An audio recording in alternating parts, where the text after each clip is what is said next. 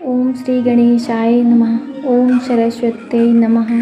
ओम जगज्जननी जगत माता के चरणों में, जगत पिता के चरणों में प्रणाम। जय श्री कृष्ण, राधे राधे।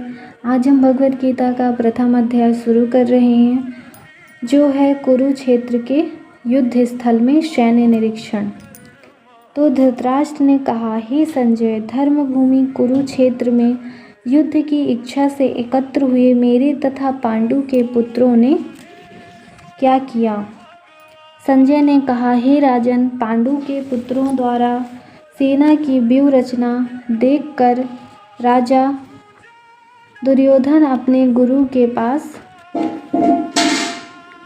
गया और उसने ये शब्द कहे, हे आचार्य, पांडु के पुत्रों की विशाल सेना को देखें, जिसे आपके बुद्धिमान शिष्य द्रुपद के पुत्र ने इतने कौशल से व्यवस्थित किया है। इस सेना में भीम तथा अर्जुन के समान युद्ध करने वाले अनेक वीर धनुर्धर हैं, यथा महारथी युयुधान, विराट तथा द्रुपद हैं।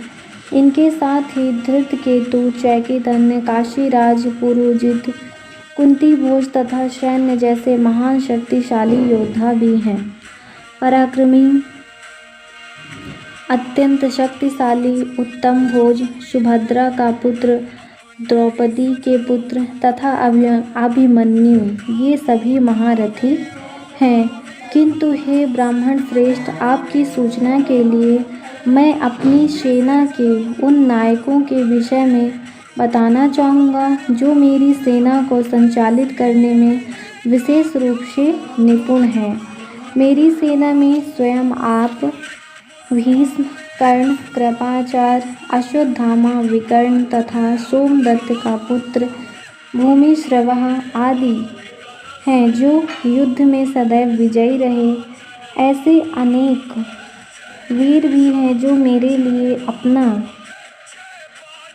जीवन का त्याग करने के लिए उद्यत हैं। वे विविध प्रकार के हथियारों से सुसज्जित और युद्ध विद्या में निपुण हैं।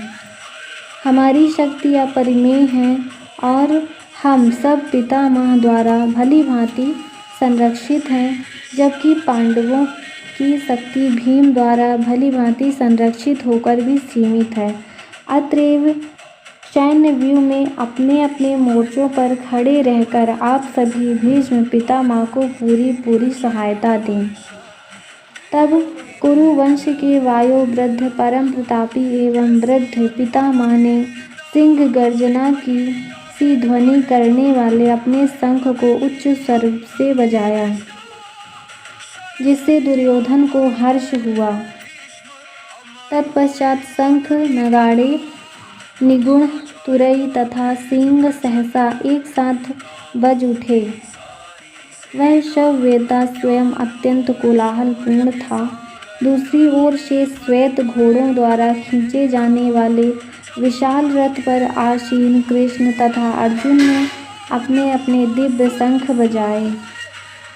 भगवान कृष्ण ने अपना पांचजन्य शंख बजाया, अर्जुन ने देवदंत शंख तथा अति भोजी एवं अति मानवीय कार्य करने वाले वीर ने पांड नामक भयंकर शंख बजाया। हे राजन, कुंती पुत्र राजा युधिष्ठिर ने अपना अनंत विजय नामक शंख बजाया तथा नकुल और सहदेव ने सुघोष तथा मणिपूषक शंख बजाए।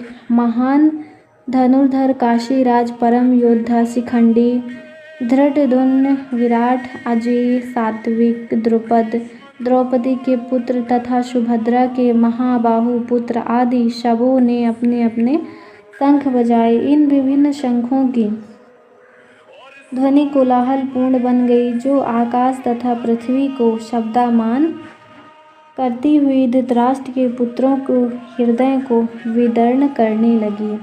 उस समय हनुमान से अंकित ध्वजा लगे रथ पर आसीन पांडु पुत्र अर्जुन अपना धनुष उठाकर तीर चलाने के लिए उद्यत हुआ।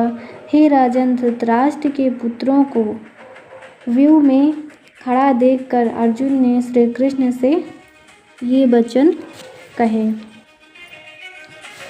अर्जुन ने कहा, हे अच्युत, कृपा करके मेरा रथ दोनों सेनाओं के बीच ले चलें, जिससे मैं यहाँ उपस्थित युद्ध की अभिलाषा करने वालों को और शास्त्रों की इस महान परीक्षा में जिनसे मुझे संघर्ष करना है, उन्हें देख सकूं।